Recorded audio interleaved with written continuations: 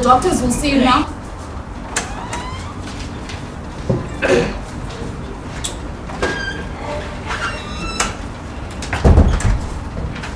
Good morning, ladies and gentlemen. My name is Dr. Kandoro. This is Chiriambatinaye. Before we proceed, I just wanted to announce a few changes in our procedures going forward. From today onwards, everyone who has a US dollar medical aid is going to be helped by me. And those that have local currency bond notes and RTGS dollars are going to be helped by Chiriambatinaye. So may all those that have US dollar medical aid please follow me inside.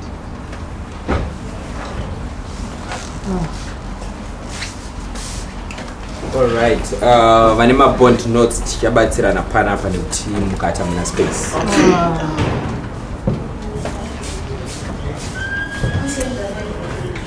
Shidandi.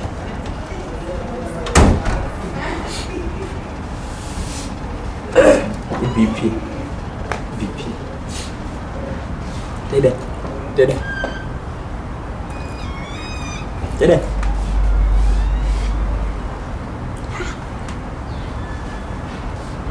Right. Jafonera ruang. Tadi lu mau? Udah 3 minutes. Halo. Hey, how are you now United? So I choose. Hey, 3-0. Hey.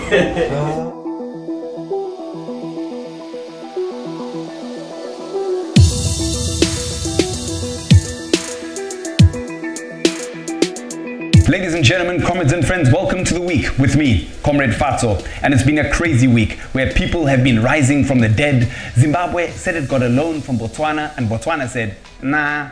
And the government decided that instead of arresting economic decline, it would arrest comedians. But first, bread, aka chingwa, aka chingwa chiching. Amidst the bread shortages in Zimbabwe, we are being urged to do some very interesting things. Do urge consumers to also be consumptive sensitive. You have substitutes for bread. We are in the rainy season. We have sweet potato, and we have other various porridge. For instance, I eat porridge every morning now. I think there's need for us now to change the patterns in terms of the way we eat. Yes, comrades, listen to the Consumer Council of Zimbabwe. I mean, who needs bread when you can have sweet potatoes or porridge in the morning? I mean, Philip Vumbwe eats porridge every morning, so why can't you? And I hear that sweet potatoes with a bit of stork and sun jam is delicious. My favorite bit of that report was the text at the bottom. I mean, ENCA weren't beating around the bush. Not economic crisis or economic catastrophe, no, economic flop. But don't despair, our government has announced it's going to fix the bread shortage by engaging a baker who uses 100% local ingredients, faster than you can say, hello Zuko bread. Your bread will now be accompanied by a driver, an armed soldier, and will last a few weeks before disappearing from the streets. I mean the shelves. What's really happening because every single time change mari every 2-3 years one of our change mari mnika macho chichi. Well, RTGS in personal land tombo sinskisisa. RTGS acho chimborichi. I'm so lost right now. Chokana kubiro ndogo no biro. RTGS Dollars. Arebo. Ariku insajike dumberi.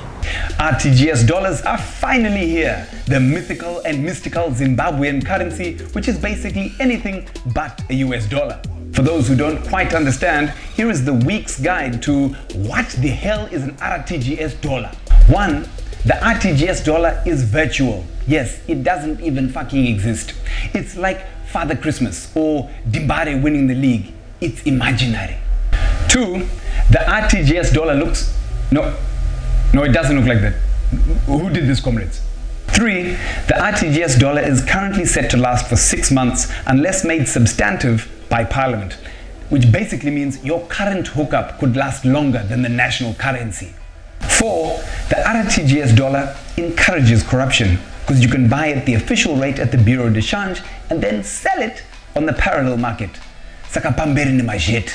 5. To buy US dollars at the bank, it's willing buyer, willing seller. So you might want to buy some USA, but the bank can just say, Futsek, atisukutengeza. That, ladies and gentlemen, is Mangujganomics.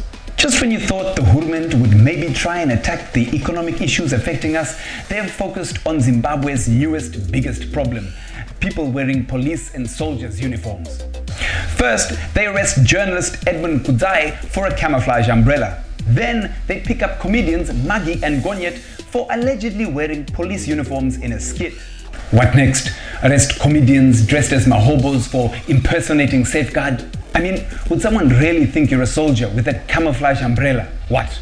To protect against a storm of bullets? If you believe in the power of comedy and satire in Zimbabwe, and you think that our government are absolute jokers for having picked up Gonyet and Magi, then write to us on social media and tell us, I believe comedy and satire must be free because ...